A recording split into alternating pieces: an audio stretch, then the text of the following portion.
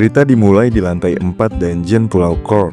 Pigsword, seorang pemain top global 16 dengan 8 pemain top global yang lain, memimpin tim berisi 200 pemain elit serta anggota guild Silver Knights. Seharusnya dengan jumlah mereka yang sekarang bisa merebut benteng kecil. Tinggal beberapa menit lagi sebelum boss dungeon respawn.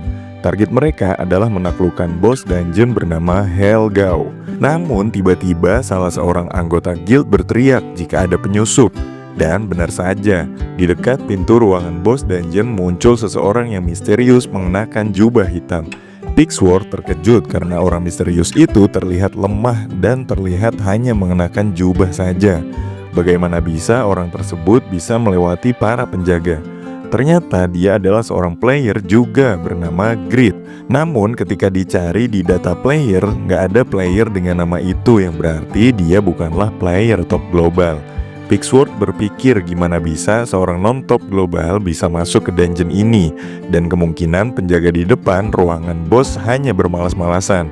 Ternyata Grid bisa melewati penjaga menggunakan skill stealth. Namun skillnya tercancel karena kemunculan Helgao. Grid membuka jubahnya. Siapa sangka dia mengenakan armor yang sangat langka, bahkan bisa saja memiliki tingkatan unik. Semua orang di dalam ruangan bos itu terkejut terheran-heran dengan armor yang dipakai oleh Grid. Setelah melamun beberapa saat, Pigsword memerintahkan seluruh anggota guildnya untuk menyingkirkan Grid. Namun pada saat yang bersamaan, bos dungeon Helgao mulai respawn. Helgao, master api neraka yang memiliki 2 tanduk dan muka yang menyeramkan, dan juga membawa sebuah senjata kapak yang mengeluarkan api membara. Kemunculannya memberikan efek debuff Fear, Chaos, dan Weaken, dan apinya memberikan debuff Fire Resistance sebanyak 50%. Sekali tebas dengan kapak apinya, Helgao bisa meratakan setengah dari anggota guild yang mengikuti raid itu. Dengan santuy, Grid berjalan ke arah Helgao, menghiraukan api yang dikeluarkannya. Melihat itu, Pigsword terkejut terheran-heran bagaimana bisa Grid menahan seluruh api itu. Di depan Helgao, Grid mengeluarkan sesuatu dari inventorinya. Gak disangka, dia mengeluarkan sebuah beliung. Lah, ternyata dia malah nambang di depan bos dungeon. Kocak banget dah. Karena memang mineral yang diinginkannya hanya muncul ketika bos dungeon respawn. Helgao yang merasa diremehkan mengayunkan senjatanya ke arah Grid. Sebuah serangan telak mengenainya. Namun Grid tidak menerima damage sama sekali. Dia malah ngomel ke arah Pigsword karena nggak ngapa-ngapain dan bengong aja. Namun bukan itu masalahnya. Pigsword kebingungan gimana bisa dia nggak terkena damage sama sekali. Grid menjawab dengan badass. Simpelnya, ya ini cuma efek armor. Itu tadi semua cuma prolog ya guys ya. Cerita sebenarnya berawal dari sini. Seorang player dengan armor dan pedang sedang dikejar oleh beberapa orang lainnya. Sampai player itu terkena tebas dan terjatuh tersungkur di tanah. Lalu seorang NPC bernama Ashur muncul, mengatakan kalau Grid, nama player yang terjatuh itu, telah menginjak-injak niat baik yang diberikan oleh Ashur. Ashur tidak mengira kalau Grid bisa menyelesaikan misi yang diberikan. Seharusnya Grid diberi hadiah, namun hadiahnya nggak sesuai yang diharapkan, yaitu eksekusi. Dikenal sebagai game virtual reality di seluruh dunia dengan lebih dari 2 miliar player unik di seluruh penjuru dunia. Dunia yang dibangun berdasarkan fantasi yang sangat besar. Secara luas dunia ini bisa dianggap dunia lain. Di dunia ini banyak sekali tempat yang belum dijelajahi, termasuk tempat itu. Tempat di mana banyak sekali item dan armor di dalamnya. Hingga suatu ketika seorang player datang dan menyadari kekayaannya. Kita kembali ke 1 jam sebelum Grid dikejar-kejar dan dieksekusi. Grid seorang warrior dengan level 73. Sangat senang ketika menemukan berbagai macam item di dalam. Salah satunya adalah item buku langka Craftsman Legendaris, sebuah item misi. Grid bisa berada di tempat ini karena dia sedang menjalankan sebuah misi S-Rank. Dalam menjalankan misi itu, perjalanan yang sangat panjang sudah dilaluinya. Mungkin saja player lain sudah menyerah di tengah jalan, namun Grid tidak. Sudah banyak sekali waktu dan uang yang ia korbankan untuk mencapai menyelesaikan misi tersebut. Sebenarnya, Grid juga nggak akan pernah mau menerima misi dari Azure jika tidak dibayar selayaknya. Namun pada akhirnya dia bisa mendapatkan item misi yang dibutuhkan. Ternyata ketika Grid ingin melihat efek dari item tersebut, dia membutuhkan item yang lain, yaitu Mata Palalian, item penilai high-end yang sangat mahal, seharga 500.000 won. Grid kebingungan berapa banyak lagi uang dan pinjaman yang harus dihabiskan dalam game ini. Namun nama Grid itu berasal dari kata greed yang artinya serakah. Tanpa pikir panjang, dia menghabiskan 500.000 won dan menggunakan Mata Palalian untuk melihat deskripsi item buku langka tersebut. Item misi itu ternyata adalah item legendaris, sebuah buku berisi rahasia Pakma, seorang blacksmith legendaris yang melebihi batasan manusia. Jika digunakan, akan menjadi keturunan Pakma. Grid terdiam sejenak. Dia sangat kegirangan karena mendapat item legendaris. Namun sesaat, Grid berpikir bahwa item tersebut adalah item misi. Tidak bijak jika mengabaikan misi. Secara cepat pula, karena keserakahannya, Grid bisa saja menjual item tersebut dengan harga yang sangat mahal dan menghasilkan ratusan juta won. Grid di dunia nyata adalah seseorang pecundang, sering meminjam uang dan menjadi kuli untuk membiayai gamenya, sampai dia dijauhi oleh teman-temannya maupun oleh keluarganya. Sekarang harapan ada di depan mata. Rezeki nomplok dari item legendaris menghampirinya. Namun kesenangan itu nggak bertahan lama. Ketika Grid ingin logout untuk menjual item tersebut, tiba-tiba muncul notifikasi perubahan misi yang semua permintaan rahasia Earl Azure menjadi kemarahan Earl Azure. Azure dan pengawalnya muncul mengepung Grid yang sedang mau logout. Kemarahan Azure memuncak karena Grid telah dibutakan oleh keserakahannya sendiri dalam mencuri item misi. Earl Azure sangat marah dan akan mengeksekusi Grid di tempat. Pengawal dikerahkan oleh Azure untuk segera mengeksekusi Grid. Namun Grid masih sempat melakukan perlawanan. Tebasan pengawal Azure pun dapat dihindarinya, lalu Grid mengeluarkan skill stone, tapi tidak berefek ketika melawan pengawal itu. Setelah itu, Grid terkena serang langsung dan HP-nya berkurang sebanyak 50%. Padahal Grid sudah menangkisnya. Grid akhirnya pasrah dengan apa yang akan terjadi dengannya, karena dia nggak mungkin juga akan melawan NPC berlevel 300 itu sendirian. Namun secercah harapan muncul. Grid berpikir apa yang akan terjadi ketika dia tumbang pada saat itu. Apakah item legendaris itu akan hilang atau enggak? Akhirnya bertaruh dengan mencoba memakai item misi itu. Kelihatan cahaya menyinari tubuh Grid. Semua skill dan statusnya terreset. Dan sekarang dia menjadi keturunan Pakma.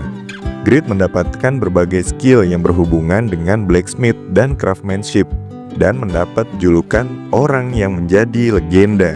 Nah, lucunya ketika perubahan Grid selesai, udah pede parah tuh. Ternyata levelnya juga tereset menjadi level 1. Dan yap, meninggoy di tempat. Karena meninggoy, level Grid berkurang 2 poin, sehingga sekarang levelnya -1. Dan karena misi yang diambil gagal mengakibatkan Grid nggak bisa lagi memasuki negara Patrian dan dimusuhi seluruh NPC yang ada di Patrian. Grid logout dari Satisfy, matanya menghitam seperti nggak tidur selama 1 minggu. Di sampingnya udah ada ibunya yang murka karena Grid nggak berhenti main game. Kita beralih ke tempat lain. Sebuah mobil mewah berhenti di depan kantor pengurusan Satisfy, yaitu SE Group. Pemilik mobil itu disambut oleh ketua tim pengurusan Satisfy, Choi Nahi. Ternyata pemilik mobil itu adalah pemimpin pengembangan Satisfy SE Group, Lim Che-liu.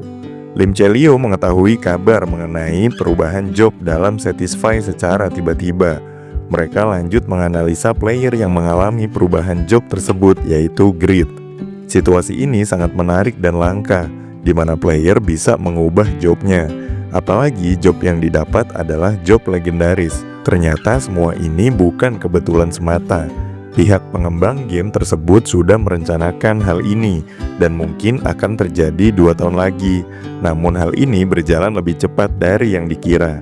Pihak pengembang juga nggak mengira kalau level bisa menjadi minus.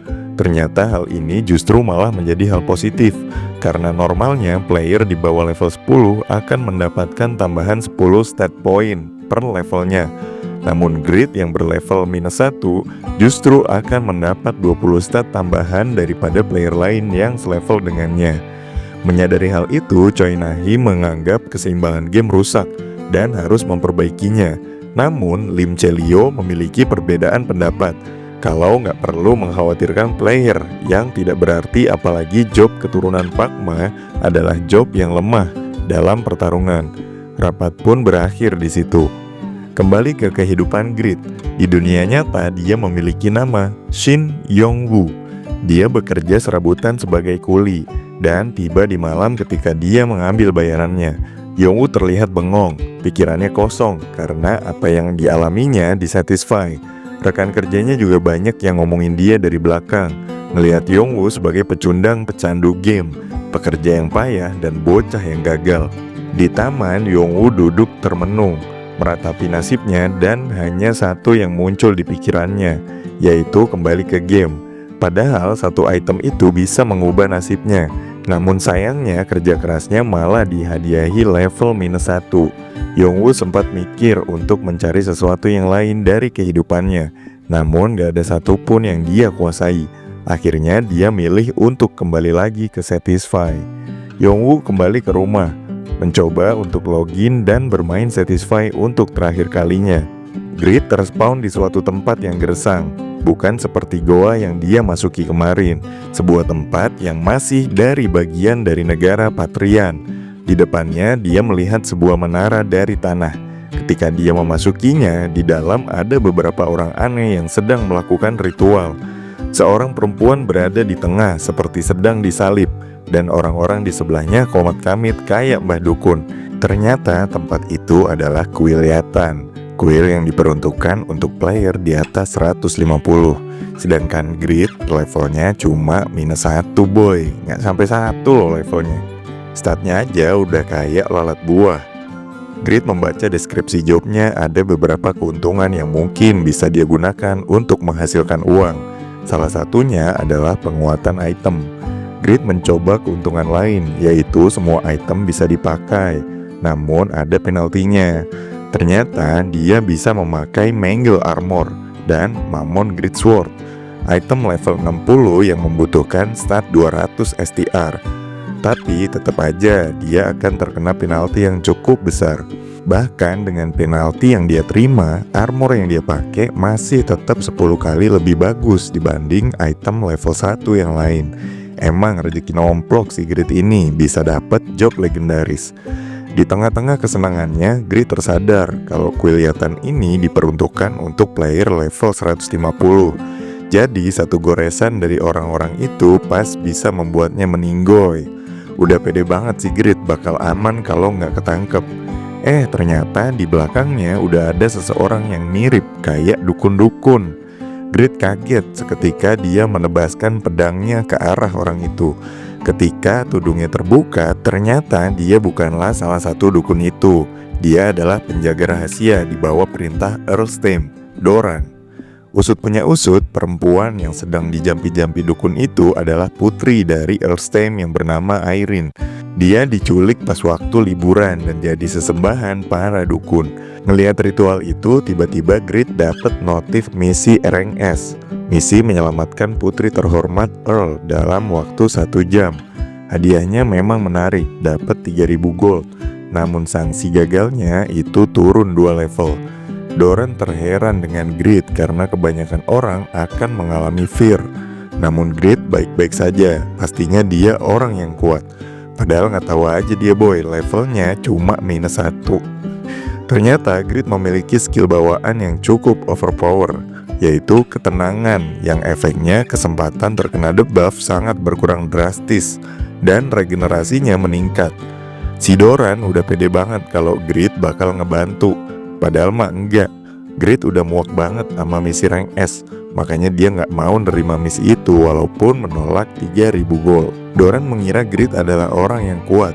Dia memohon pada Grid untuk membantunya menyelamatkan Putri Irene. Doran ngotot dan mereka yel-yelan.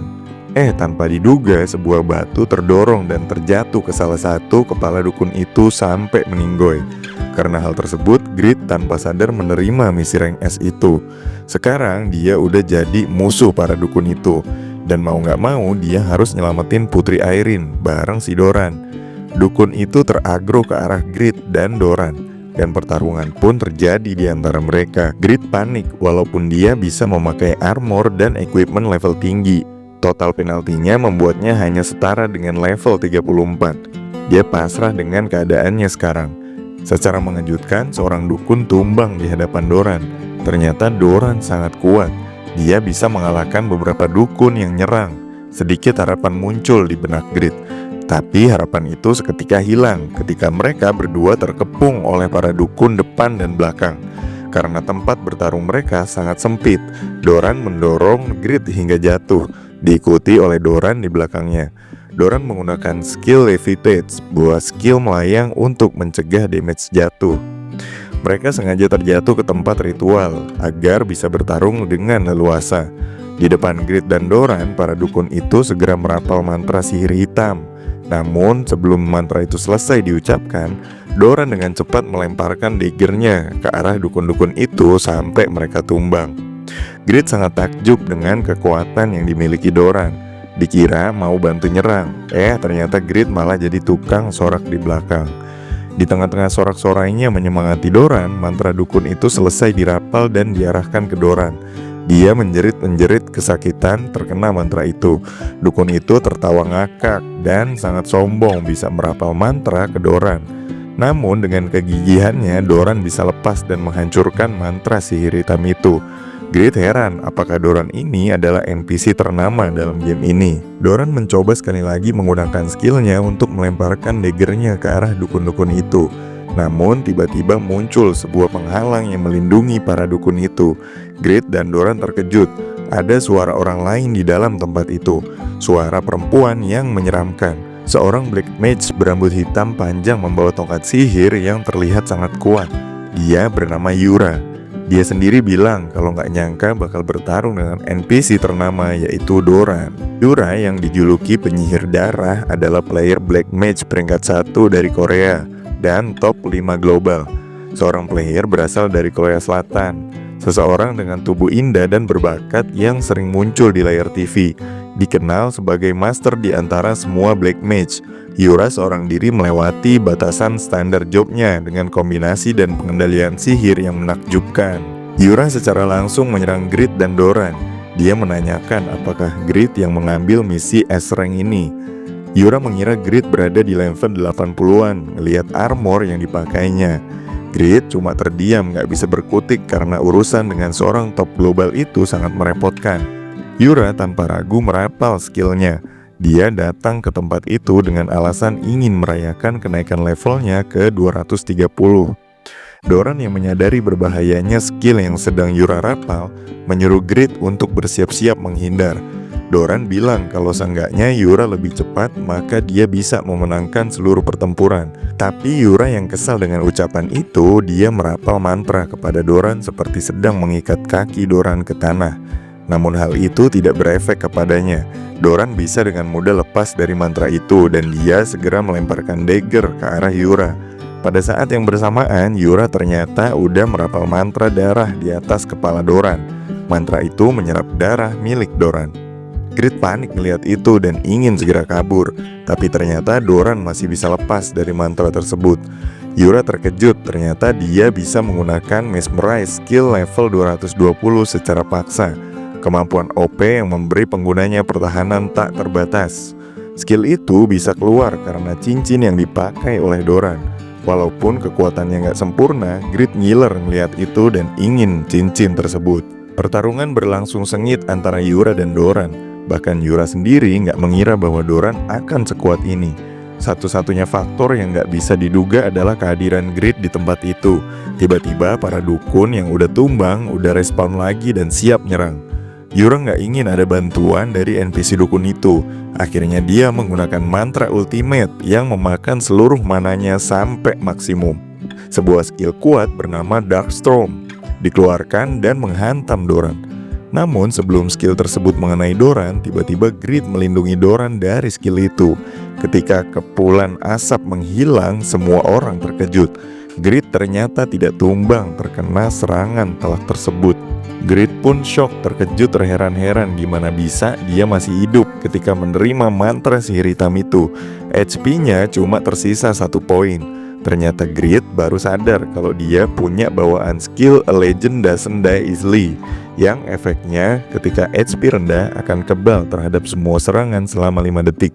Kesenangan dengan hal itu, Grit nunjukin mukanya yang menjijikan.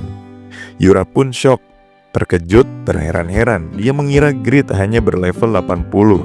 Dalam pandangannya, Grit menunjukkan senyumnya yang cool, padahal enggak boy. Dia heran gimana bisa seseorang sekuat ini, tapi dia nggak tahu.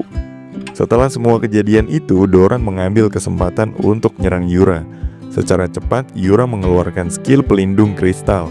Doran nggak nyangka kalau Yura masih memiliki skill dan mana yang tersisa. Yura berpikir harus menangani Grit terlebih dahulu. Ternyata Grit malah ngilang dari lane. Ternyata Grit atau Yongwoo terlokot dari Satisfy.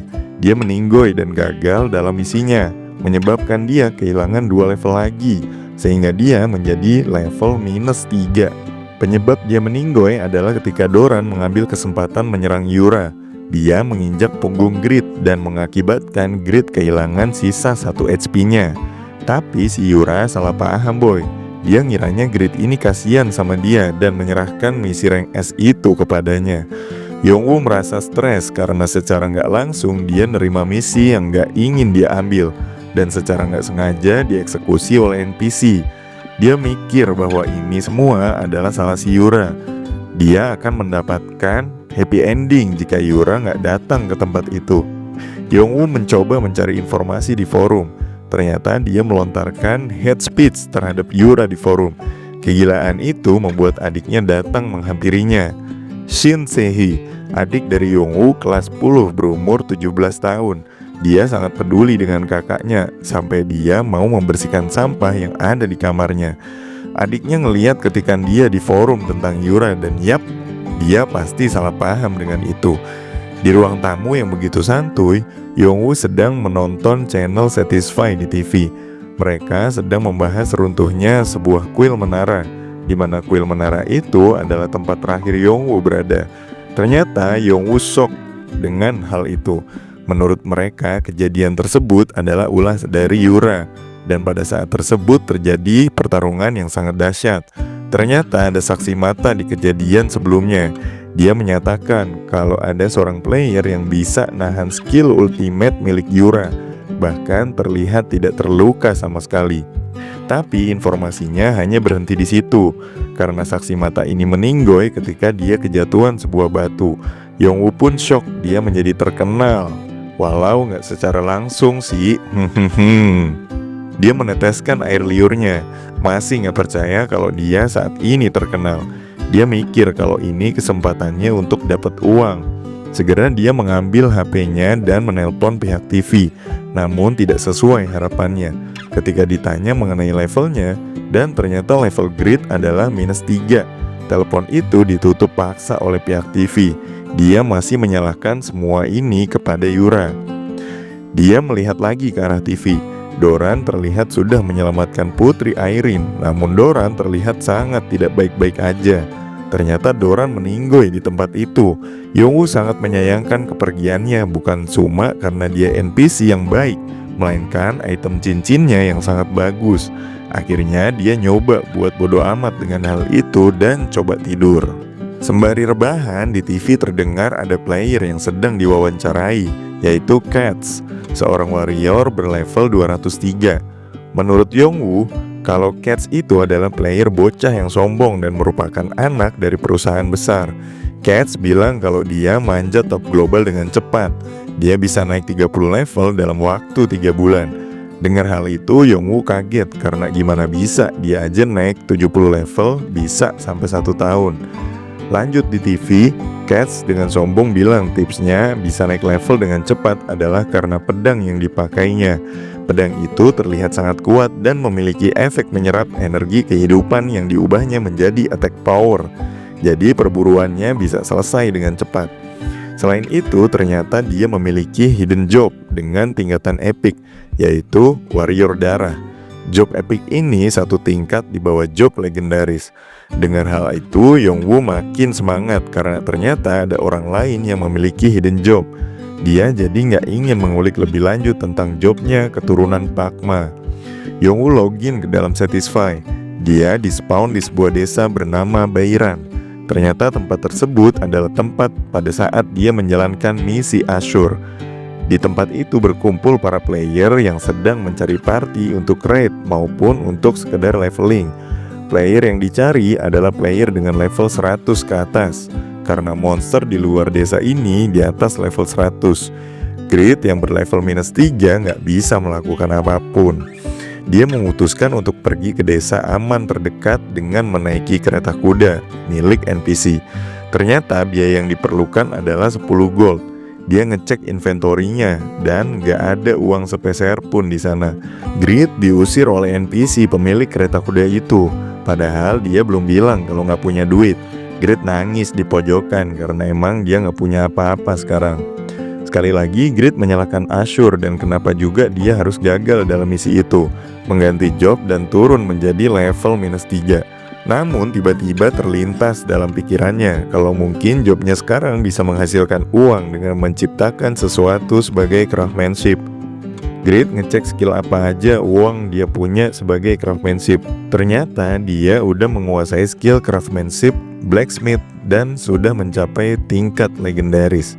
Dia juga memiliki skill ciptaan blacksmith legendaris yang efeknya dapat membuat senjata yang dia inginkan. Grid menggunakan skill itu. Notifikasi muncul dan bertanya senjata apa yang ingin dibuatnya. Grid memilih untuk membuat sebuah Grid Sword. Setelah itu, notifikasi muncul kembali dan menanyakan material apa yang akan dipakai. Grid memilih untuk menggunakan material orichalcum biru. Setelah itu, yang terakhir muncul lagi notifikasi dan menyuruh untuk menggambar desain senjata yang ingin dibuatnya. Grid mencoba menggambar pedang berbentuk hiu. Namun bentuk dari gambarnya malah kayak gabungan teri sama hiu. Kocak banget, mana mukanya puas lagi sama gambarnya. Setelah gambarnya selesai, ternyata sistem melakukan auto-kalibrasi, di mana sistem itu akan menyesuaikan gambar dan material secara otomatis. Dan jadilah desain pedang pertama yang dibuat oleh Grid. Pedang itu memiliki stat yang sangat OP, durability 1090, attack power 1820, defense plus 80, dan agility plus 50.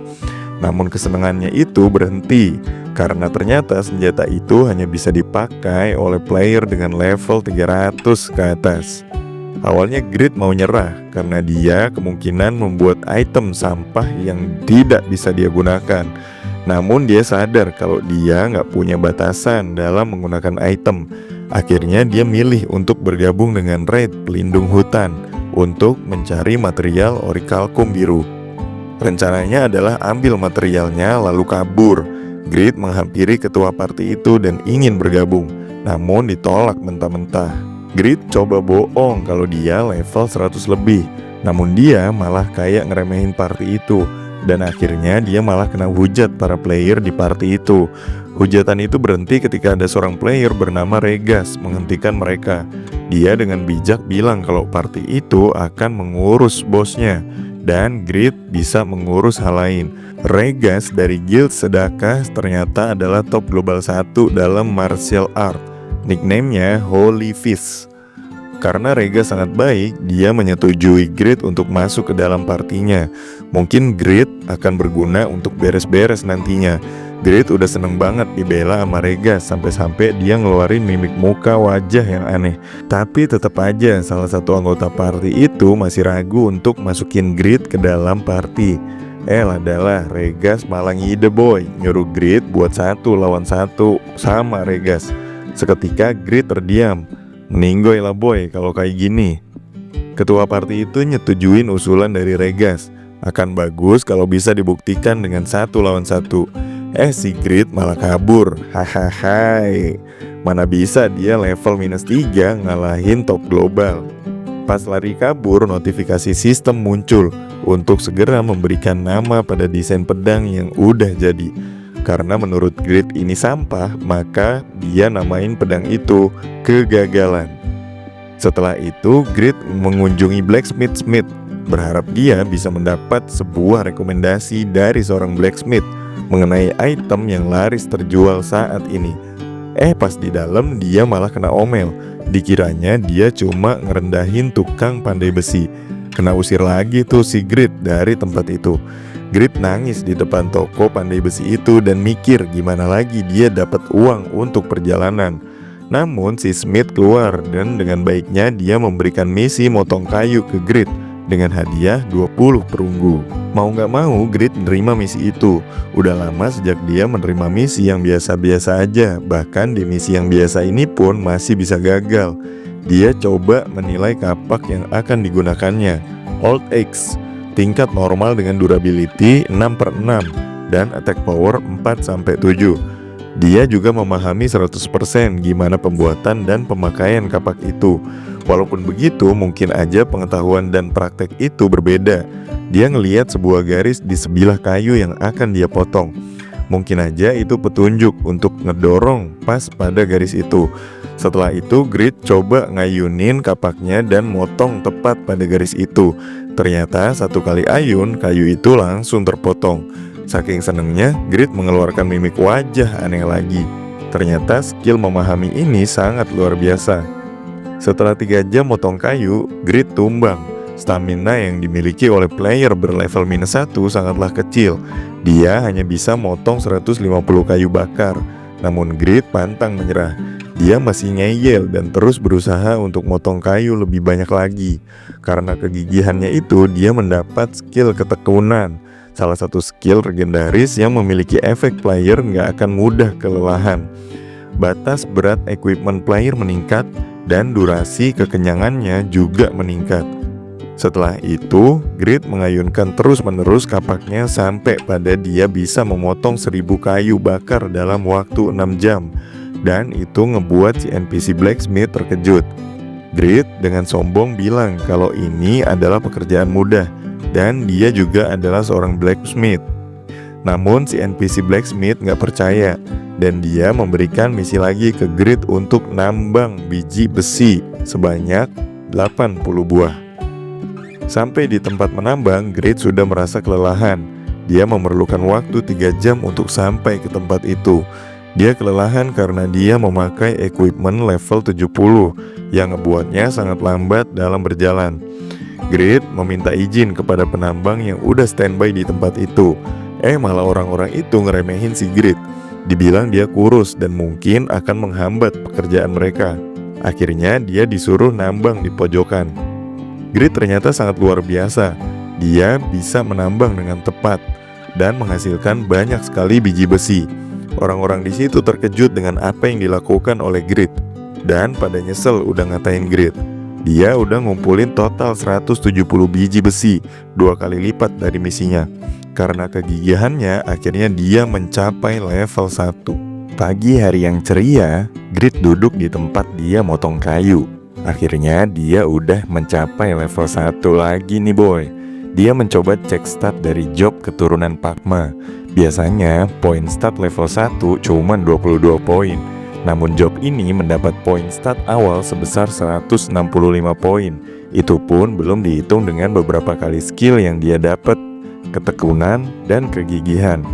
Dia juga kaget karena dia dapat 40 poin stat yang belum dialokasikan. Yap, bener aja, saat dia berlevel -3 sampai balik ke level 1, dia mendapatkan 10 poin per levelnya.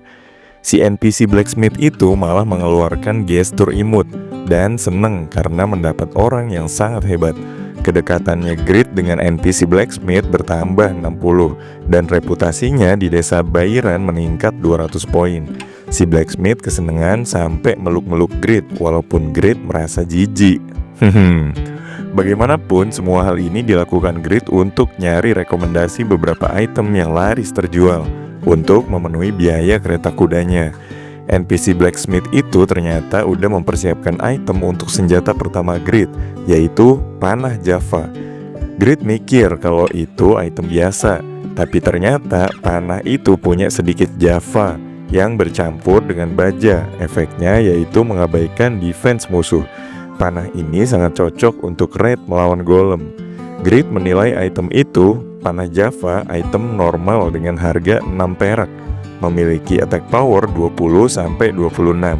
Grid juga memahami item itu, namun hanya 89%. Kemungkinan kalau Grid membongkar item itu, dia bisa meningkatkan pemahamannya menjadi 100%. NPC Blacksmith itu dengan sukarela mengajari Grid cara membuatnya, walaupun dia mengeluarkan mimik wajah yang menjijikan. Pertama, NPC itu mencontohkan cara melebur biji besi dalam perapian. Setelah meleleh, biji besi didinginkan agar mendapat besi kasar yang cocok untuk senjata. Setelah itu, Grid mencoba membuatnya sendiri dengan bantuan jobnya. Dia seperti melihat petunjuk arah di depannya. Bahkan detail seperti suhu perapian saja muncul di notifikasi. Akhirnya, Grid berhasil melelehkan biji Java dan membuat batangan Java. NPC Blacksmith itu meneteskan air liur karena bakat yang dimiliki oleh Grid. Dia sampai bilang kalau Grid bukan berbakat lagi, melainkan seperti reinkarnasi dari Pakma. Setelahnya, NPC itu melanjutkan pelajarannya, yaitu memproses ujung panah, mulai dari menuangkan lelehan logam ke cetakan, mendiamkannya selama 40 menit, menempahnya untuk menjaga keseimbangan anak panah, dan menempatkan ujung panah ke gagang panah.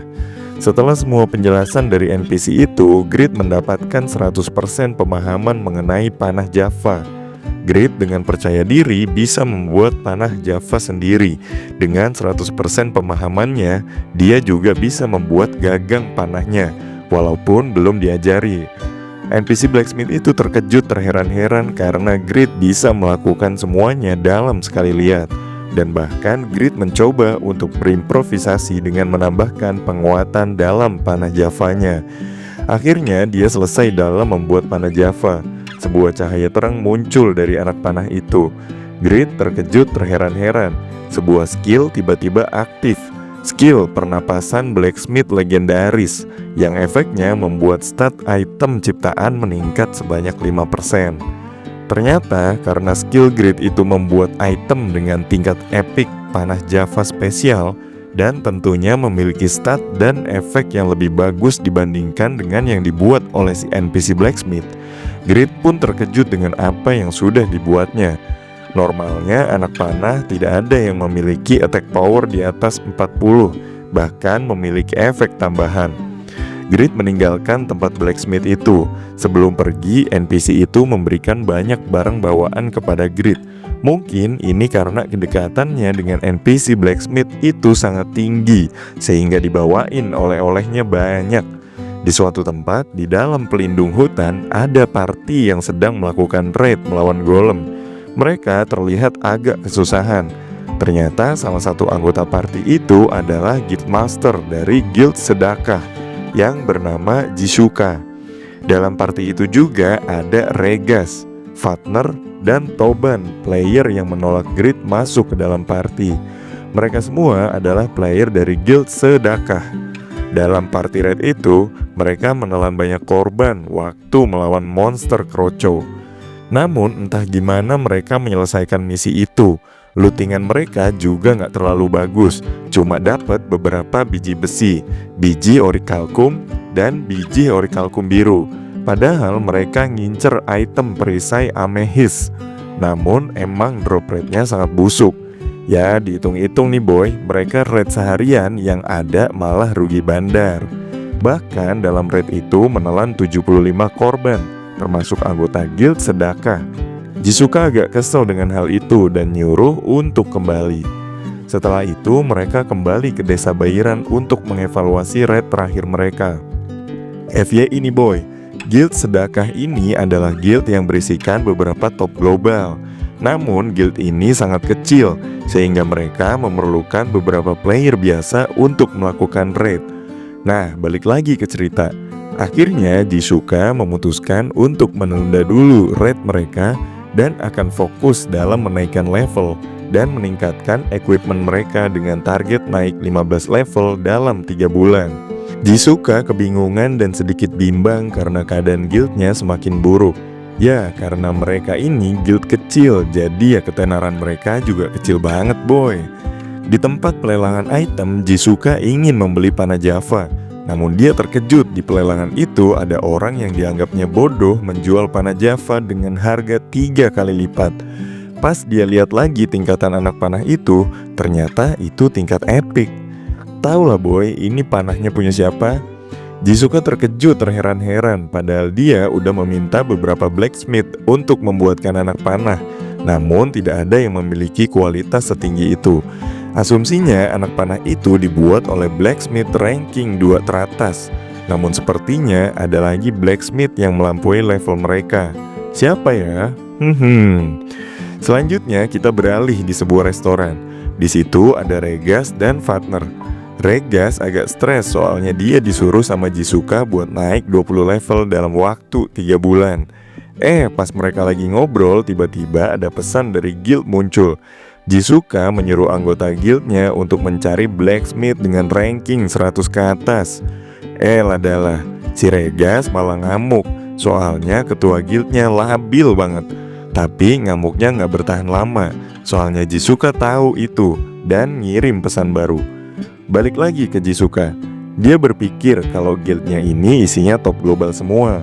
Makanya dia gak terima anggota guild baru. Namun kemunculan blacksmith baru yang melebihi top global ini sangat mencengangkan. Dan bahkan semua guild dan seluruh benua akan kacau saat mencari player ini. Makanya si Jisuka mau rekrut dia duluan. Berita pencarian blacksmith ini sudah terdengar ke penjuru Satisfy. Sampai si blacksmith top global 1 bernama Panmir juga mendengarnya. Dia heran karena anak panah tingkat epic itu dibuat oleh master craftsman yang bahkan dia sendiri gak pernah disebut seperti itu. Bahkan selama ini dia cuma baru bikin item tingkat epic itu cuma 2 kali. Panin pun juga bertanya-tanya, siapa ya ini orang? Kita berpindah ke dunia nyata di tempat Grid atau Yongwoo. Dia sedang berada di luar rumahnya di daerah konstruksi dan sedang mencari pekerjaan kuli lainnya. Ladalah, pas diumumin pekerjaan penarik kabel, pekerjaan yang paling gak dipengenin sama Yongwoo, dia malah angkat tangan. Setelah itu, keesokan harinya di rumahnya, sewaktu dia mau berangkat kerja, bokapnya nyuruh dia libur, terus dikasih duit. Dikiranya keluarganya baik banget sampai mau ngajak makan bareng. Tapi dia malah ngelunjak minta dilunasin utangnya. Hahaha.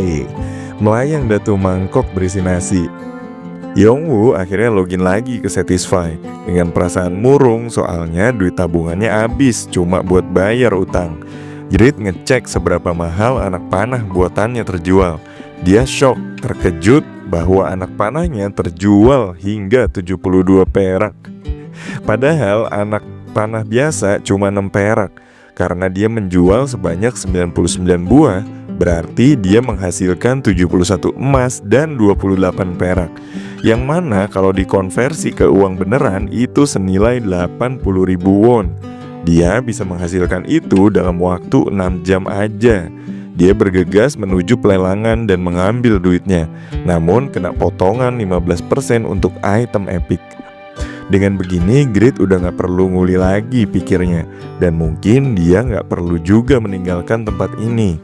Tapi NPC blacksmith itu agak belok ya guys ya. Jadi dia memutuskan untuk pergi aja dari sini. Setelah itu Grid menyewa kereta kuda untuk mengantarnya ke desa pemula, yaitu Winston. Desa kecil yang berubah menjadi kota karena populasinya sangat banyak. Dan akhirnya tibalah dia di desa tersebut. Desa ini sangat ramai dengan player, bahkan ukurannya mungkin 4 kali dari desa Bairan. Grid yang udah sampai di tempat itu memulainya dengan mengatur beberapa inventorinya dan menaruh beberapa ke dalam gudang. Selain itu dia juga harus menganalisa Mangle Armor dan Mammon Greatsword. Karena dengan hal itu bisa mengurangi penalti yang diterimanya. Bener aja, ketika pemahaman dia tentang item itu meningkat, penalti yang diterimanya juga berkurang. Setelah itu, Grid menuju ke gudang dan menyimpan beberapa itemnya seperti armor dan pedang yang dia pakai. Dan tentu aja, semua itu pasti ada biayanya. Grid mengganti armornya dengan armor ringan dan membawa anak panah Java sebagai senjatanya. Setelah itu dia pergi untuk mencari blacksmith terdekat. Setelah sampai ke tempat blacksmith, Dari luar tempatnya kelihatan sangat besar. Mungkin aja di dalamnya ada craftsman tingkat menengah, yang artinya dia akan diperlakukan lebih ramah daripada sebelumnya karena bawaan skillnya. Pas masuk ternyata malah kosong melompong. Di dalam cuma ada Pak Tua yang abis mabok lagi tiduran. Grit menanyakan apakah dia bisa membuat item terlaris di sini dan membantu Pak Tua itu. Namun Pak Tua itu bilang ada perusahaan lain, yaitu perusahaan Mero, yang menjual item dengan harga borongan. Jadi ya kesimpulan sebenarnya blacksmith ini udah tutup gitu aja boy. Waktu mereka lagi ngobrol, masalah baru muncul. Ada gangster tiba-tiba masuk gitu aja. Mereka bilang ke Pak Tua yang bernama Khan itu untuk segera menjual bangunannya kepada perusahaan Mero dan tanda tangan kontraknya. Grit ngeliat kalau masalah ini akan jadi ribet nantinya. Dia nyelinap ingin keluar dari tempat itu, tapi malah kegap sama gangster itu. Grit yang udah ngeliat isi kontrak itu dikiranya mata-mata dari perusahaan scanner. Namun dilihat dari penampilannya kayaknya bukan. Maka dari itu Grit disuruh enyah dari tempat itu. Perdebatan terjadi antara Khan dengan para gangster itu. Mereka sampai ngungkit-ngungkit anak Khan yang sudah meninggoy. Grit dengar hal itu sebenarnya agak kesel ya, tapi Grit mencoba untuk tenang. Tapi tiba-tiba sebuah notifikasi misi baru muncul, yaitu misi kemarahan blacksmith. Misi itu mengharuskan Grit untuk menyingkirkan para gangster itu dan menghancurkan kontraknya dengan hadiah kedekatan dengan Khan dan sebuah skill. Namun misi ini ada penaltinya jika gagal. Grit mencoba berpikir kembali apakah dia akan menerima misi itu atau tidak. Mungkin saja dia bisa menyelesaikan misi itu dengan skill bawaannya, kesabaran blacksmith legendaris yang efeknya meningkatkan 200% HP, defense, dan ketangkasan, dan skill pasif A Legend Doesn't Die Easily yang efeknya ketika HP rendah akan kebal terhadap semua serangan selama 5 detik. Namun masalahnya dia meninggalkan semua equipmentnya di gudang. Dia tiba-tiba teringat ada satu equipment lagi yang dia bawa, apalagi tingkatnya epic, sebuah anak panah. Akhirnya Grit memutuskan untuk ikut campur masalah di dalam situ. Dia mengeluarkan anak panahnya dan memancing kemarahan para gangster itu. Gangster itu segera menyerang Grit dengan pedangnya, namun dia bisa menghindari itu.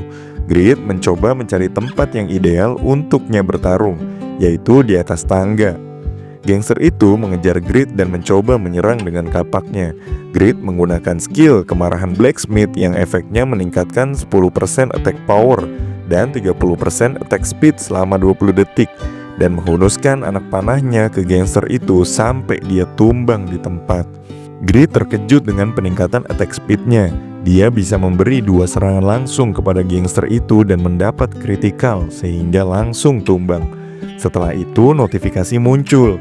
Dia mendapat banyak sekali XP sampai dia naik 5 level, dari level 3 ke level 8. Selain itu dia juga reputasinya di Winston meningkat karena bisa menumbangkan gangster ilegal itu yang ternyata NPC dengan level 35. Bahkan poin stat yang didapat pun juga sangat banyak.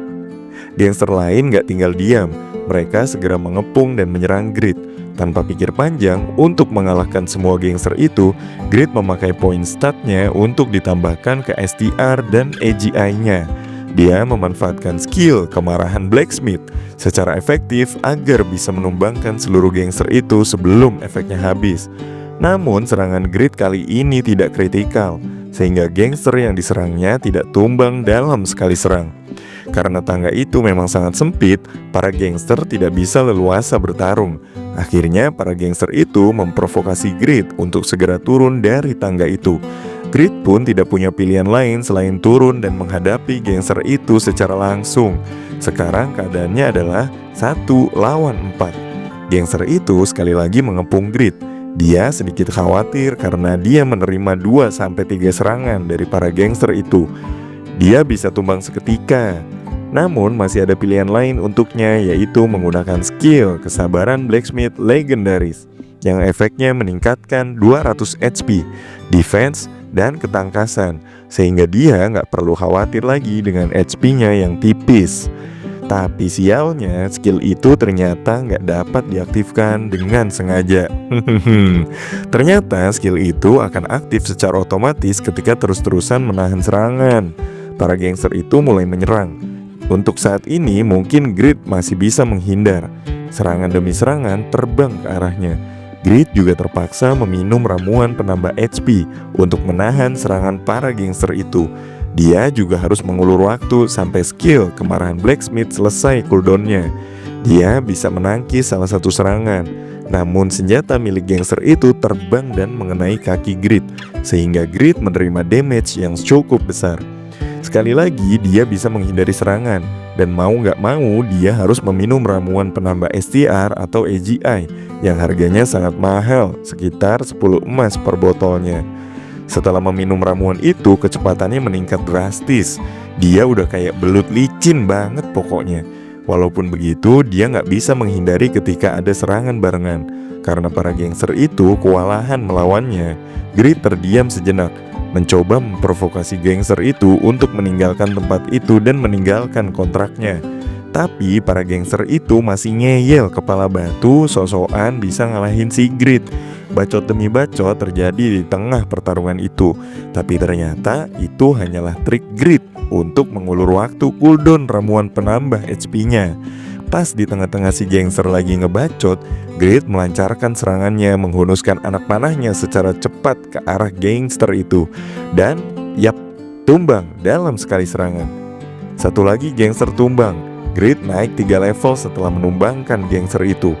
Ketua gangster itu marah karena temannya tumbang, lalu melancarkan serangan ke arah Grid. Grid yang saat ini level 11 dengan pede menghunuskan anak panahnya ke arah ketua gangster itu. Namun ternyata anak buahnya melindunginya. Mungkin dia adalah gangster yang memiliki banyak HP. Setelah itu dari belakangnya 2 gangster lain melancarkan serangan ke arah Grid, dan serangan itu mengenai Grid secara telak. Dia membutuhkan waktu lagi untuk meminum ramuannya.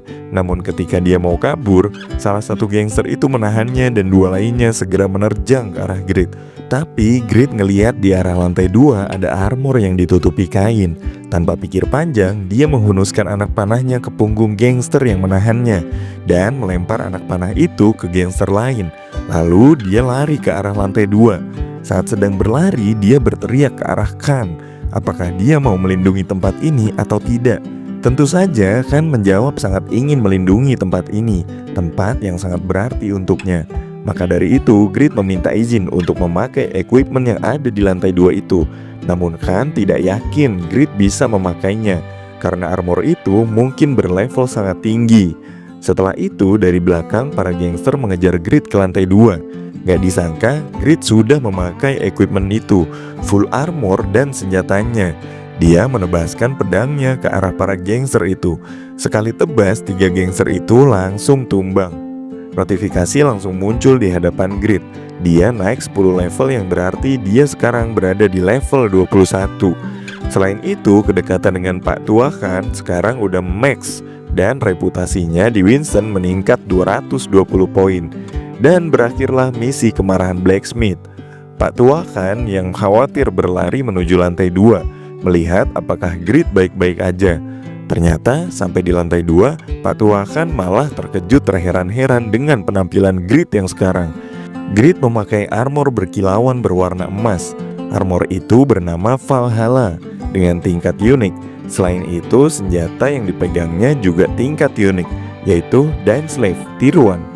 Equipment yang hanya bisa digunakan untuk player dengan level 250 ke atas dan meningkatkan banyak sekali poin stat.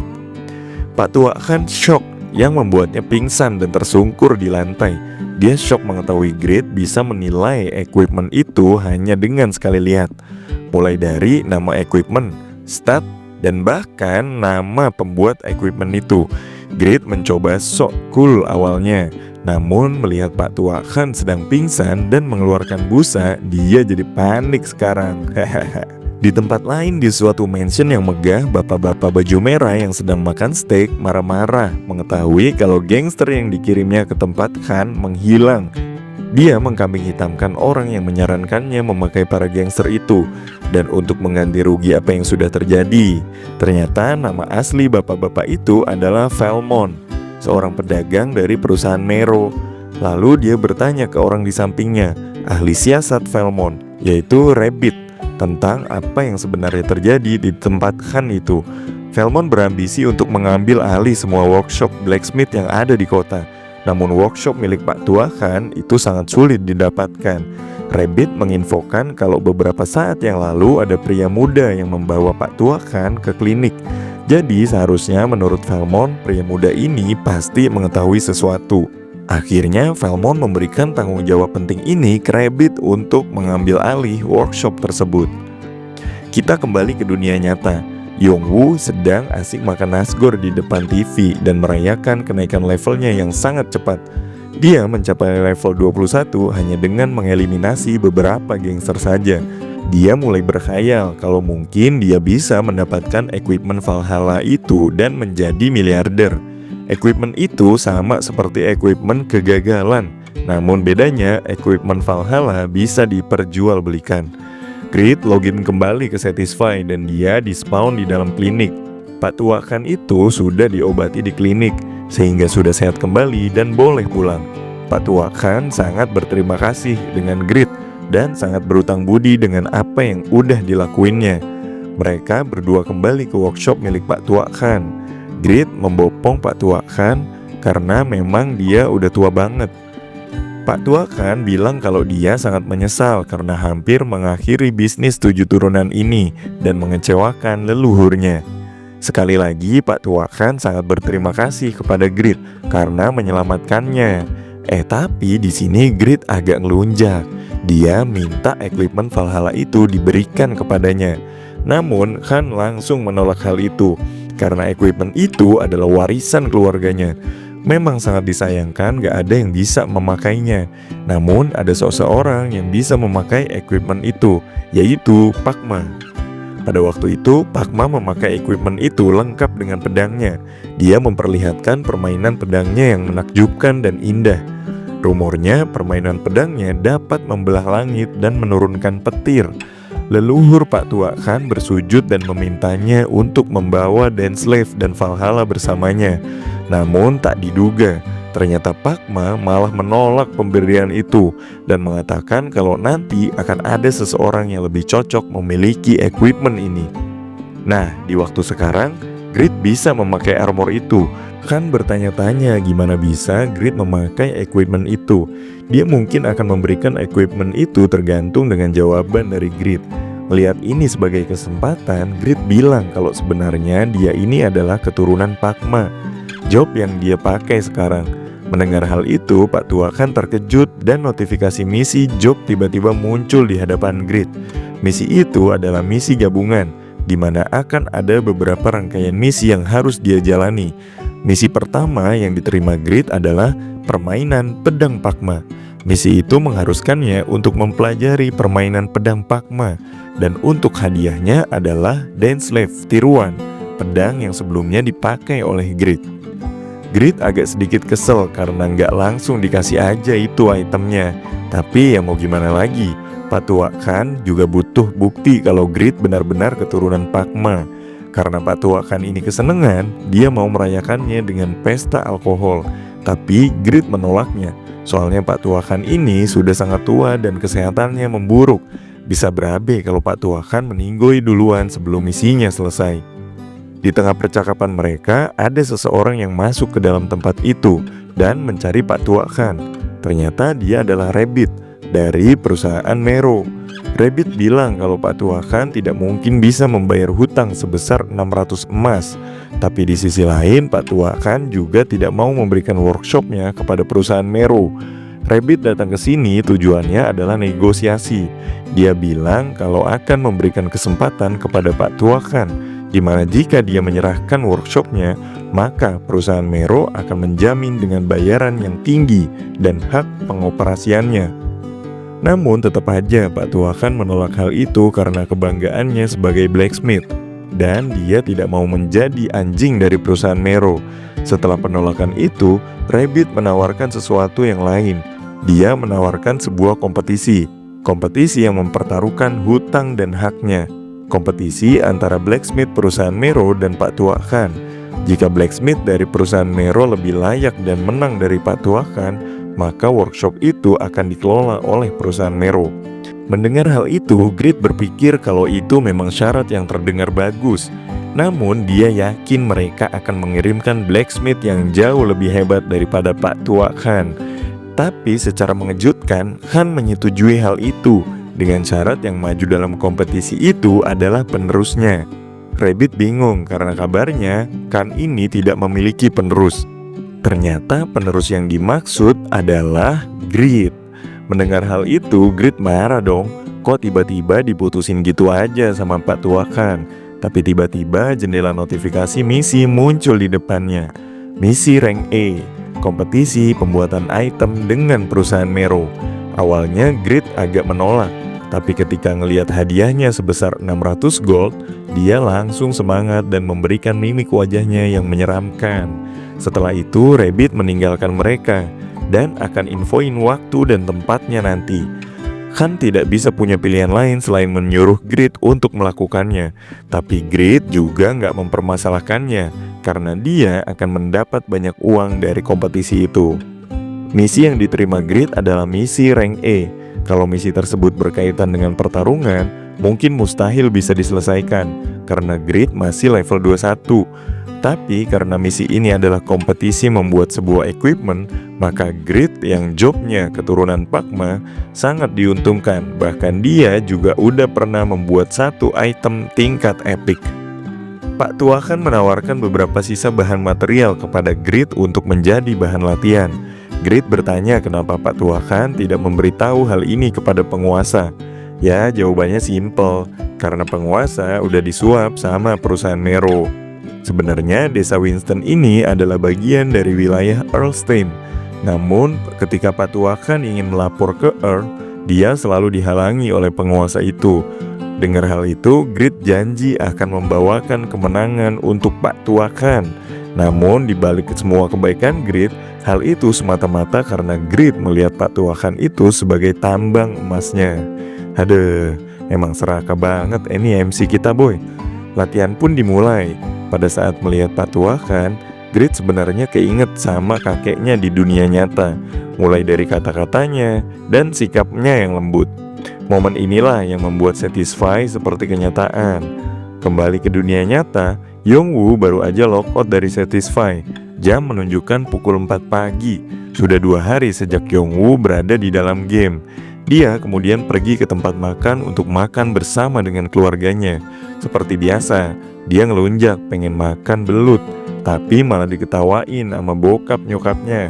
Karena biasanya makan belut itu kalau udah punya pacar. Tiba-tiba Yongwoo menanyakan kepada orang tuanya tentang kakeknya. Bokap nyokapnya kaget mendengar hal itu, karena nggak biasa pertanyaan itu muncul dari mulut Yongwoo. Akhirnya mereka berjanji akan mengunjungi kakeknya bersama di lain waktu.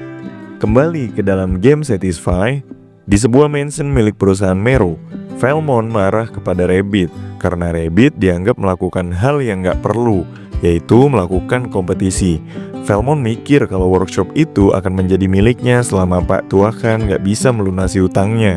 Bahkan Velmon mencurigai Rabbit apakah dia membuat kesepakatan lain secara diam-diam dengan Khan. Rabbit menjelaskan kalau bisnis mereka mulai berjalan dengan buruk karena perusahaan Mero mengambil kekayaan penduduknya. Dan untuk jangka panjang lebih baik perusahaan Mero bersikap baik dengan penduduk. Rabbit juga menjelaskan kalau penduduk lebih mendukung Pak Tua Khan. Maka dari itu mereka harus memberi kesan baik ke penduduk kalau mereka memberikan kesempatan kepada Pak Tua Khan. Dengan begitu bisa meningkatkan kesan perusahaan. Mendengar penjelasan itu, Velmon setuju selama hal ini membawa keuntungan untuknya. Velmon nanya siapa yang akan maju dari pihak Pak Tua Khan. Rabbit menjawab setelah investigasinya mengenai Grit. Dia bilang kalau dia cuma pria muda biasa tanpa reputasi. Sedangkan dari pihak perusahaan Mero akan mengirimkan craftsman yang luar biasa hebat. Berjaga-jaga agar kemenangan mereka dapat dipastikan 100%. Kembali ke tempat workshop Pak Tua Khan, di dalam ada Pak Tua lain yang mungkin temennya kali ya. Mereka sedang asik ngobrol sambil liatin Grid latihan nempak bikin equipment. Di saat yang bersamaan, dari luar tampak keramaian memasuki tempat workshop. Ternyata flyer tentang kompetisi itu udah tersebar luas di masyarakat. Mereka mengkonfirmasi mengenai kompetisi itu, karena kompetisi itu mengubah pandangan penduduk tentang perusahaan Mero yang memberi kesempatan kepada Pak Tuakan. Melihat flyer itu, Grid juga mikir kalau perusahaan Mero sangat serius dan menghormati Pak Tuakan.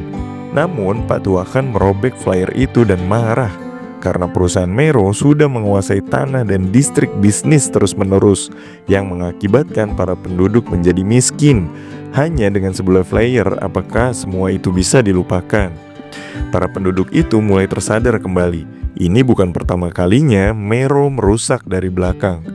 Grid juga salah satu orang yang merasa kena tipu. Bego banget MC kita ini, boy. Tiba-tiba ada seseorang yang nyaut dari belakang. Ternyata dia adalah seorang player karena ada tanda hijau di atas kepalanya. Player itu bertanya kepada penduduk, apakah memang ada paksaan dari Mero untuk menjual tanah mereka.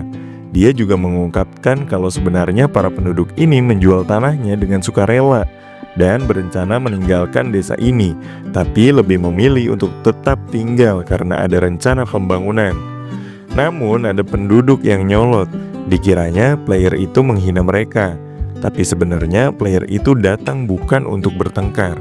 Dia mencoba membuka mata para penduduk, di mana sebuah perusahaan pasti akan mencari keuntungan. Selama para penduduk menerima fakta itu, maka mereka bisa menciptakan hubungan saling menguntungkan dengan perusahaan.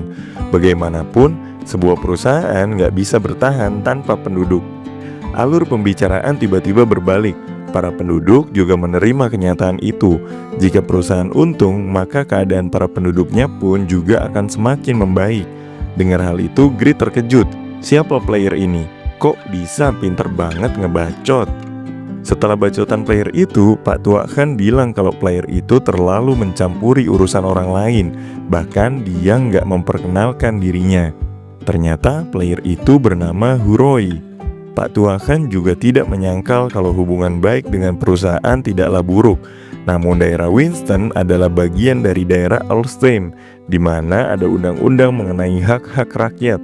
Undang-undang tersebut bicara tentang hak rakyat untuk diberitahukan soal area kediaman lebih cepat dari siapapun, bersiap untuk perubahan, dan berbagi informasi dengan penduduk untuk memaksimalkan keuntungan.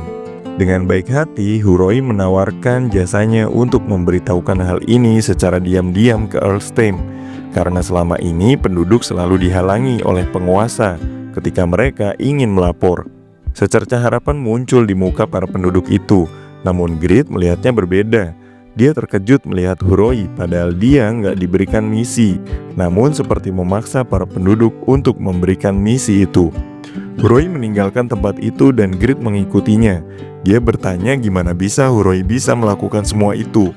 Dia yakin kalau Huroi sebenarnya menerima misi dari perusahaan Mero, namun malah mengkhianatinya. Ternyata misi yang didapat dari penduduk Winston itu sangat bagus dan hadiahnya sangat luar biasa.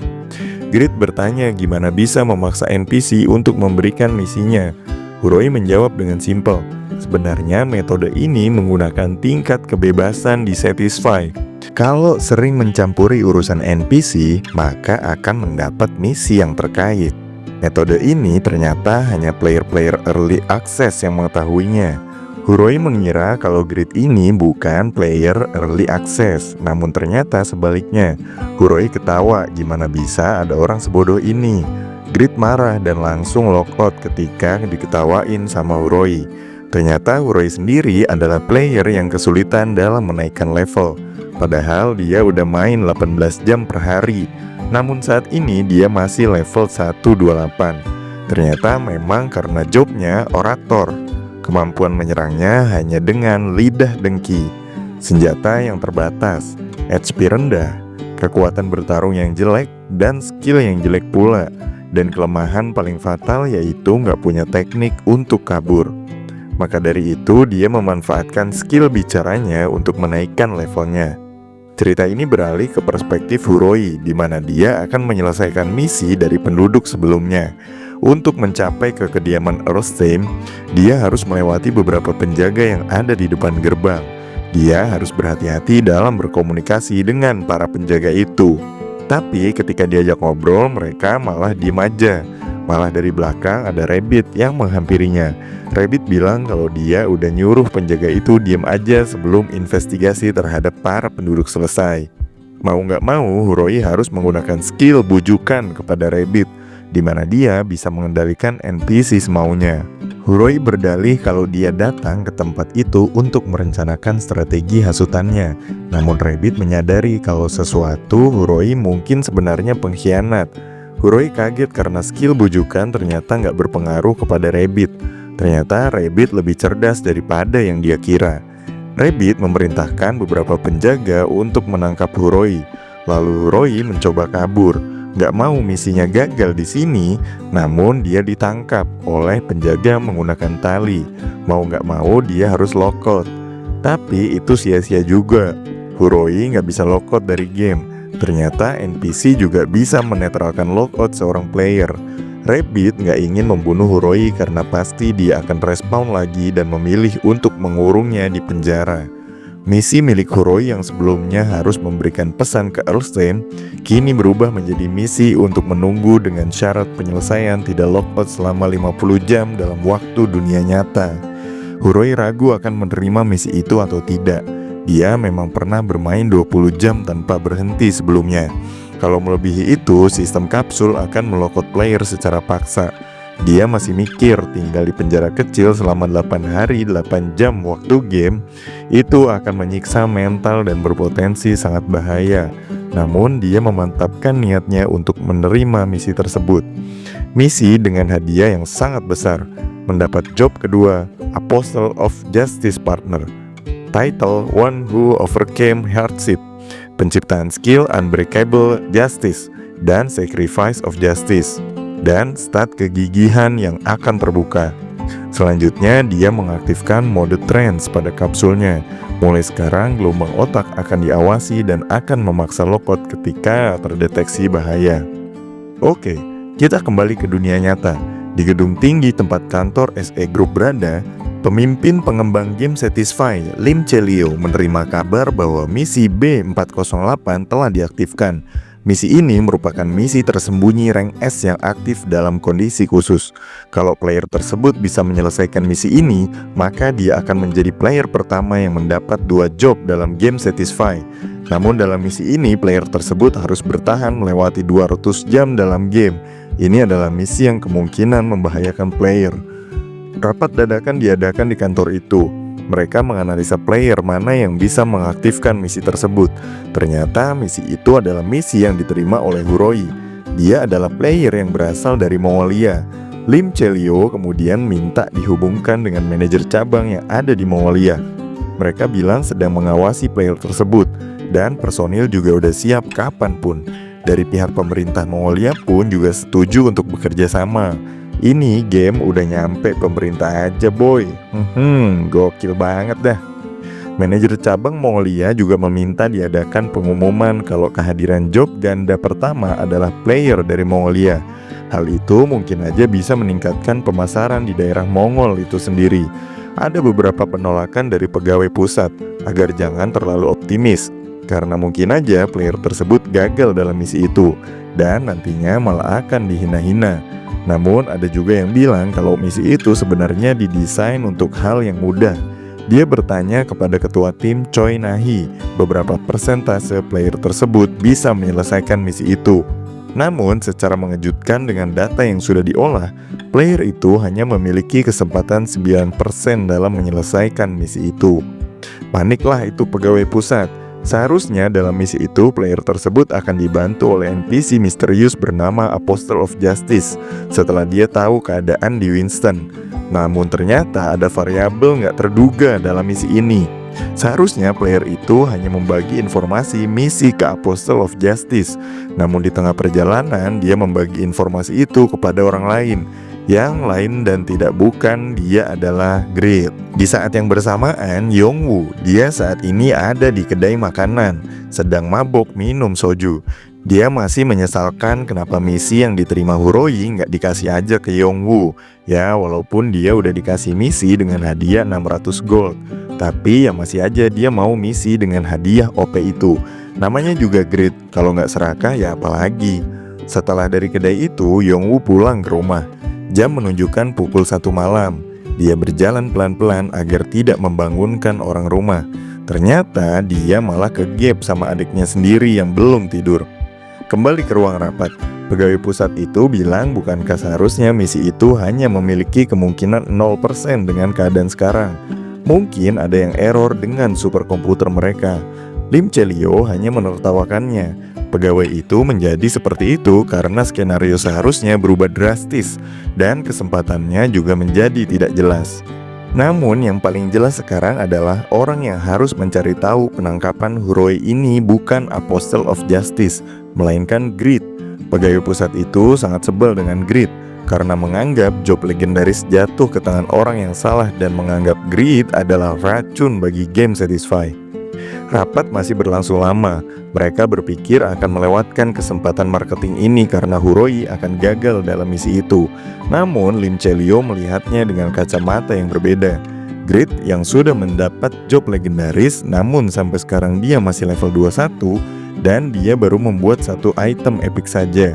Lim Chelio malah semakin tertarik dan ingin tahu apa kelanjutannya. Sekarang ini dalam Satisfy ada 3 job epic yang sudah terreveal. Salah satunya adalah milik Cats Job, Warrior Berdarah. Sedangkan job epic pertama tidak dikenal siapa playernya. Dan yang terakhir, job epic itu terungkap dipegang oleh top global 7. Maka dari itu, komunitas juga masih rame dengan topik itu. Siapakah 2 orang lagi yang memegang job epic itu? Kita kembali ke dunia game. Di wilayah Earthstem, Dungeon Akero. Para player sedang berkumpul dan ribut di dekat situ. Mereka dengan mata berbentuk lope-lope dan liur yang mengucur terlihat sedang ingin merekrut orang masuk ke dalam party mereka. Ternyata ada player berparas cantik dan berambut blonde sedang menjadi rembutan para player itu. Namanya adalah Yupemina. Dia bilang kalau akan bergabung dengan party terkuat. Maka dari itu mereka harus menunjukkan kekuatan mereka. Para player itu unjuk gigi di hadapan Yupemina. Namun semua itu masih kurang untuknya. Tiba-tiba ada seseorang di belakangnya menggunakan skill yang cukup bagus, Swirling Frenzy. Sebuah skill menciptakan pusaran besar selama 5 detik dan memberikan damage cukup besar. Melihat itu Yupemina tertarik. Namun gak disangka dia malah menggunakan skillnya, yaitu duplicate skill. Akhirnya dia mendapatkan skill Swirling Frenzy itu. Yupemina ternyata memiliki job duplikator. Dan sekarang dia berada di level 190. Setelah dia selesai menduplikasi skill itu, dia tiba-tiba menghilang. Dia teleport ke suatu tempat dan mau menyelesaikan misi rank S-nya. Misinya adalah mengalahkan seorang NPC bernama Piaro dengan hadiah title Agent of Revenge dan skill Murderous Impulse. Emang misi rank S ini hadiahnya udah bukan duit lagi, melainkan skill-skill baru. Yupemina masuk ke dalam ruang bos. Di sana dia sudah ditunggu oleh NPC yang sedang duduk santuy kayak Sukuna. Dia adalah Piaro, target dari Yupemina saat ini. Pertarungan terjadi di antara mereka. Tiba-tiba dari atas muncul pedang-pedang yang berjatuhan. Secara cepat Yupemina menggunakan skill Tartan, skill pertahanan terkuat yang hanya diketahui top global 1, Guardian Knight, yaitu BAM. Ternyata selama ini 2 bulan ini Yupemina sudah menduplikat banyak sekali skill dari para top global. Dia hanya bisa menggunakan skill duplikat itu 3 kali sehari. Sekarang dia memiliki 50 skill tingkat tinggi dalam daftar skillnya. Walaupun dia cuma bisa menggunakan skill itu sekali saja. Ternyata Yupemina adalah player job epic pertama di Satisfy, yaitu duplicator. Piaro tidak tinggal diam. Dia mencoba menyerang Yupemina dengan pedangnya. Namun Yupemina mengeluarkan skill Counter Barrier sehingga Piaro terpental dan lanjut menggunakan skill Swirling Frenzy karena dia nggak yakin akan tumbang dengan skill itu. Dia melancarkan skill yang lain secara beruntun kepada Piaro. Notifikasi misi telah selesai juga tidak kunjung muncul, yang berarti Piaro belum juga tumbang. Yupemina mencoba menjaga jarak dan memulihkan mananya dengan ramuan. Namun tiba-tiba Piaro yang tidak tergores sama sekali menerjang seluruh asap dan menghunuskan pedangnya ke Yupemina. Namun sebelum serangan Piaro mengenainya, Yupemina menggunakan skill Nightmare Projection, skill ultimate yang memperangkap musuh dalam sebuah ilusi. Piaro melenceng tuh serangannya karena dibuat mabuk sama skillnya Yupemina. Namun skill itu nggak akan bertahan lama. Yupemina harus segera memulihkan mananya sebelum Piaro itu sadar. Notifikasi darurat muncul karena dia menggunakan skill secara beruntun. Kemampuan fisiknya menurun, nggak bisa memakai skill lagi, dan seluruh statnya turun 50%. Panik datu bocah. Sudah hampir dia menyelesaikan misinya, malah kena nerf di tengah pertarungan. Dan sialnya, Piaro di atas sudah sadar dari efek maboknya. Akhirnya Yupemina mengabaikan misinya dan berakhir menerima kegagalan. Penaltinya level dia turun dan kepercayaan Asmopel juga turun. Dia stres banget, usahanya selama 2 bulan sia-sia gitu aja. Tapi di tengah-tengah kedepresiannya, seseorang datang menemuinya dan memanggilnya Erina, nama yang berbeda. Tiba-tiba orang itu memberinya misi yang berhadiah title kompetitor dan 1.500 emas. Yupemina menerima misi itu, dan ternyata Erina adalah nama samaran yang dia pakai sewaktu dia membuat sebuah item. Kembali lagi ke workshop Pak Tua Khan. Di sana Grid masih ngambek sama Pak Tua karena memberikan misi bagus pada seseorang yang baru ditemuinya. Pak Tua bilang orang luar seperti Huroi itu bisa menghindari kecurigaan dari perusahaan Mero. Pak Tua juga bilang kalau dia tidak bisa menempatkan Grid dalam misi berbahaya itu, apalagi dia sudah menganggap Grid seperti anaknya sendiri. Setelah percakapan itu, Grid mulai bersemangat dan mulai berlatih lagi membuat equipment. Dalam latihan itu, Grid membuat beberapa item rare dan epic. Namun berbeda dengan panah Java yang kemarin dia buat karena keterbatasan material yang ada di workshop Pak Tua ini, Grid ngecek statnya, mengalokasikan beberapa poinnya ke ketangkasan agar bisa memenangkan kompetisi itu, dan stamina agar tidak cepat kewalahan dalam membuat senjata maupun melawan musuh.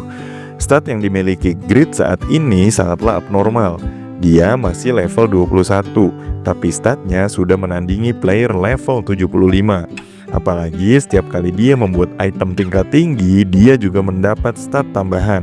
OP banget lah coy, ini jobnya. Tibalah pada hari diadakannya kompetisi itu. Lokasinya ada di pusat Winston. Banyak sekali NPC dan player berkumpul di tempat itu. NPC penduduk kebanyakan adalah pendukung dari Grid. Beberapa player melihat Grid seperti seorang pemula, dan mereka nggak terlalu tertarik melihatnya. Selanjutnya persiapan sudah selesai. Pembawa acara kali ini memperkenalkan wakil dari masing-masing pihak. Dari pihak perusahaan Mero ada Erina, gadis berparas cantik yang kita kenal dengan nama Yupemina. Para player terpikat semua dengan parasnya. Jadi player banyak mendukung ke arah Erina. Grid mengira para penduduk mendukungnya, tapi malah mereka juga terpikat sama Erina. Hadeh, kocak bener ya. Grid jadi pundung ngeliat itu. Akhirnya pertandingan yang kita nanti-nantikan akan segera dimulai. Gimanakah kelanjutan ceritanya? Nantikan di video berikutnya ya boy. See you next time. Bye. Jangan lupa buat kalian yang mau support Mimin bisa ke link Saweria di deskripsi atau scan QR yang ada di layar ya boy. Thank you.